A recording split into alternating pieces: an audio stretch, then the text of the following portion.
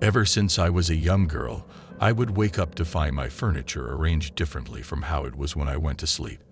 Sometimes it was small changes, like my lamp being moved or my shoe rack tipped over. Other days, my bed would be in the wrong spot or my dresser on the wrong wall. It wasn't messy. It just looked like someone rearranged my room in a different way. I have a memory from when I was about 6 years old of my dad yelling at me for moving the furniture at night. I swore it wasn't me. He seemed torn because I wasn't a troublemaker, but he was scared it might not be me moving the furniture. After some time, I convinced my dad it wasn't me. I was a small kid and couldn't have moved everything on my own. He blamed my older sister next, but she denied it too.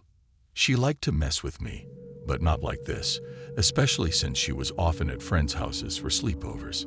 My dad then blamed my mom, but that led to them arguing. My dad spent the night with me, trying to explain why without making it sound scary. He was scared, but I wasn't because it felt normal to me. The night went by normally. It felt like a fun sleepover. But in the morning, my dad gasped.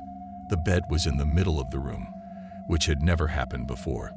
My dad, who was a light sleeper, insisted someone was sleepwalking or playing a prank, but he didn't believe it himself.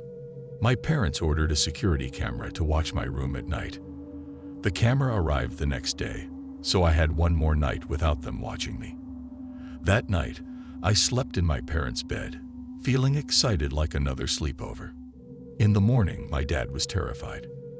The bed wasn't in their bedroom anymore. It was in the living room. My mom, confused, saw the bed couldn't fit through the door frame unless it was taken apart and put back together. She found the screws loose and some missing. My parents called the police, but they didn't help much. The next night, they installed the camera in my room, and my dad slept next to me again. The camera got destroyed, and all the video was corrupted. We went to the police station, insisting someone was in our house. The police wrote a statement, but nothing came of it. My parents kept trying to figure out what was happening for years, but only found dead ends. My dad started to believe the house was haunted, and eventually my mom agreed. We moved when I was 9, hoping for a fresh start. The first night in the new house in Atlanta, I got to sleep in my own bed. I was excited and hopeful, but the next morning, the furniture was moved again. I decided not to tell my dad, fearing I'd be stuck sleeping next to him forever. I moved everything back to its place before he woke up. I spent the next month doing this every morning. My dad got comfortable enough to let me go to summer camp. It was only a one-night camp, but it was a start. I didn't think anything would happen at camp, but in the morning, every bunk bed was outside. All 15 of them, 25 kids and 5 adults, all waking up confused. Some bunk beds were even tipped over. The camp counselors were confused. I told them it was the plan of a mischievous kid named Eddie. I made up a story about how he convinced a few other kids to help. They believed me. The camp counselors wanted to inform all the parents when they came to pick up us. Luckily, I left with my school friend and his mom, who believed I'd tell my dad myself. As the years went by, I realized no matter where I slept, this would happen.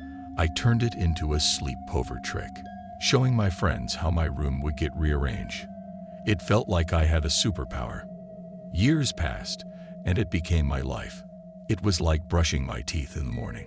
Sometimes I forgot to fix everything, and my dad would check on me. When he saw the furniture out of place, he looked scared. I always said I moved things around because I was bored of the layout. One time in high school, I was very sick.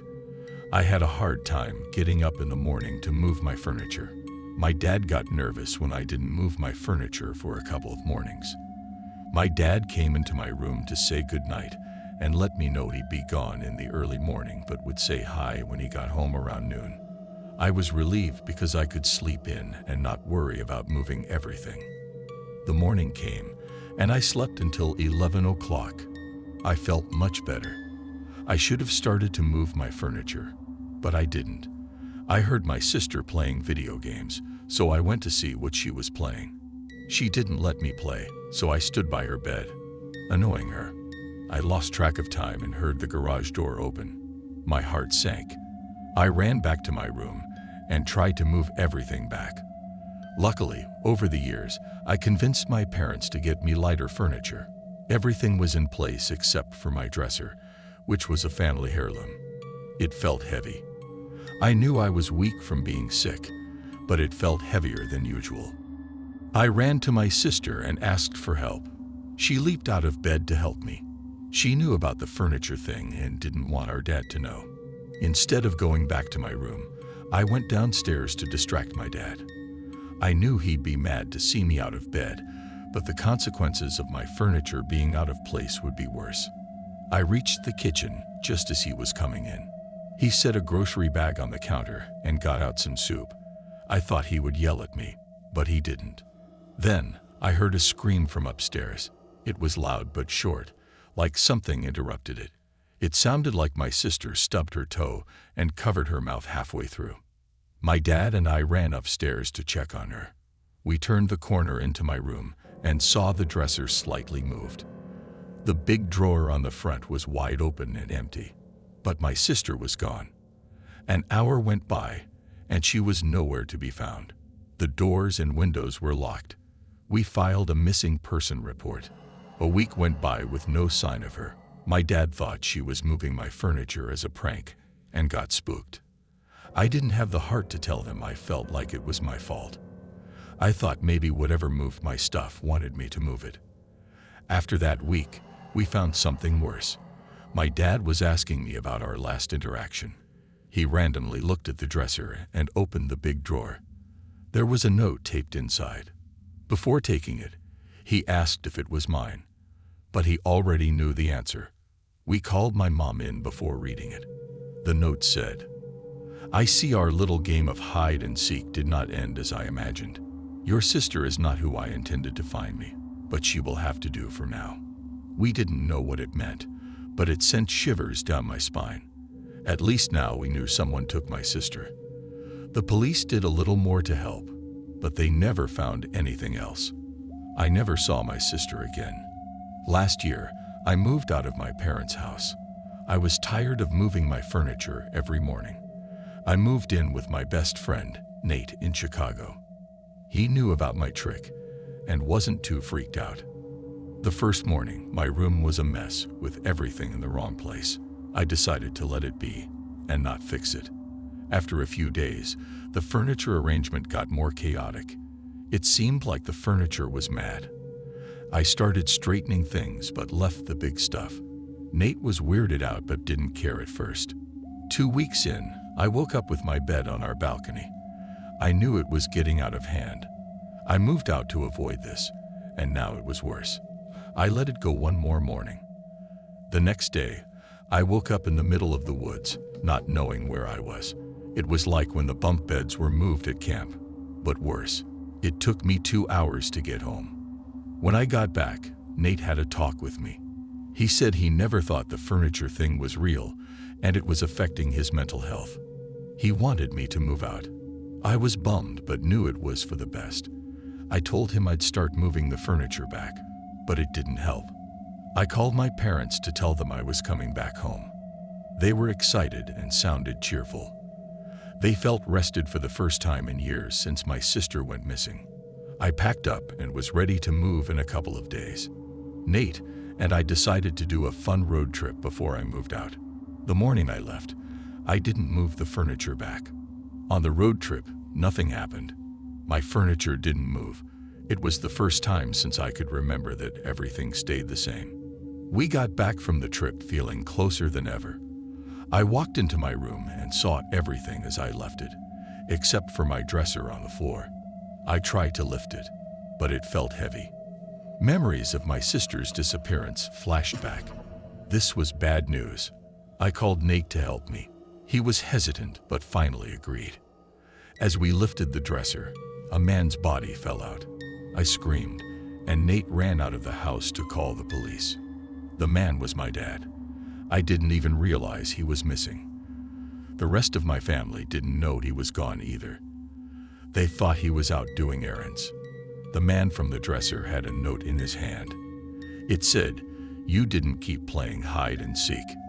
The police never found anything else. The game of hide and seek has ended for now, but I fear I'll never escape it. The discovery of my father's body sent shockwaves through our family and the local community.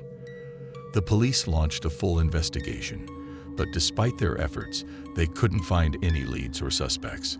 It was as if the perpetrator had vanished into thin air, leaving behind only questions and fear. The incident tore my family apart. My mother was devastated, blaming herself for not noticing my father's absence sooner. My sister, who had been missing for years, was never found, and the note found with my father's body only added to the mystery and horror of our situation. In the weeks that followed, I found myself consumed by guilt and fear. Had my decision not to play the game with the mysterious entity led to my father's death? Was there something more I could have done to protect my family?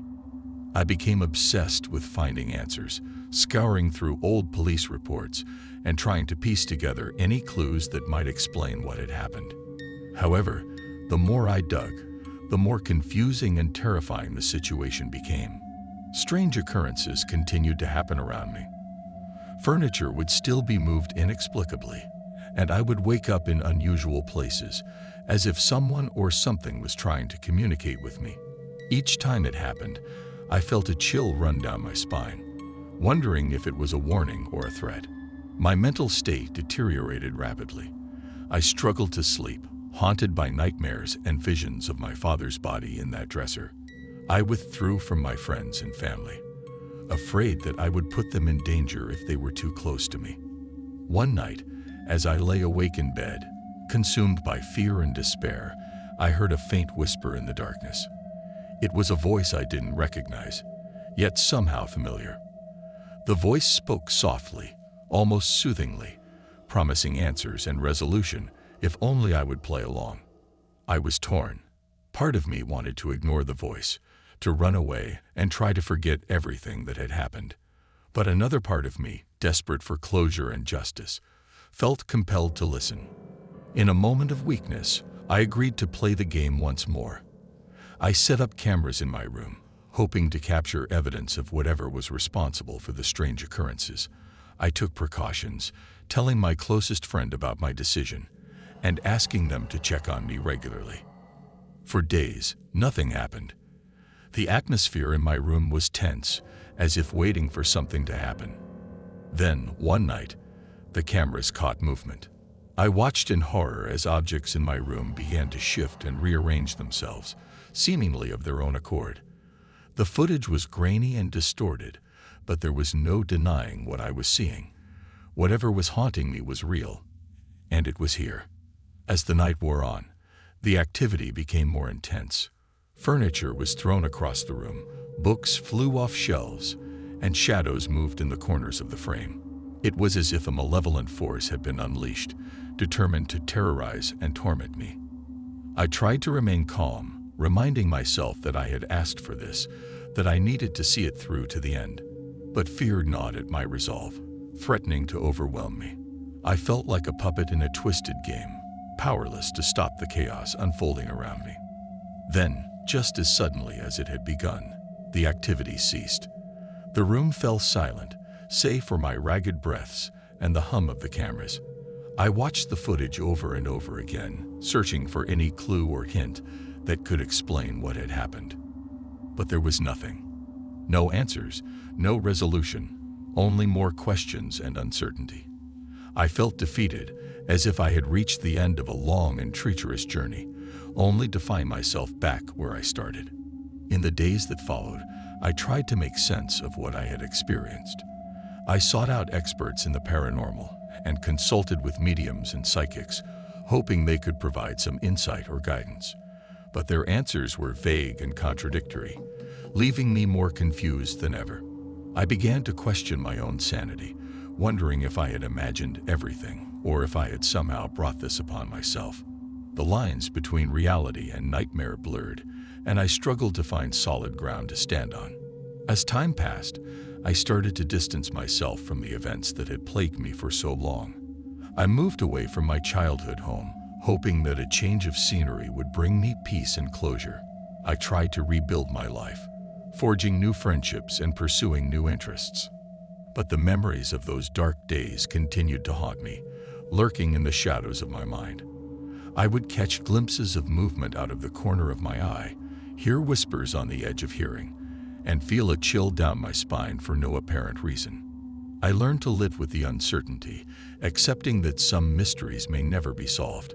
I found solace in writing about my experiences, hoping that sharing my story would offer comfort to others who had faced similar trials. And so, I continue to navigate the aftermath of that fateful night, forever changed by what I witnessed and endured. I may never know the truth of what happened to my father and sister, or why I was chosen to play this deadly game. But I am determined to face whatever comes next with courage and resilience, knowing that I have survived the unimaginable and emerged stronger on the other side. The game of hide and seek may never truly end, but I refuse to let it define me. And so, I carry on, seeking answers and finding peace in the moments of calm between the storms. For in the darkness, there is always a glimmer of light, a spark of hope that guides me forward on this uncertain journey called life. Last but not least, just don't forget, for more afterlife tales, hit that cross. Oh sorry, I meant subscribe button.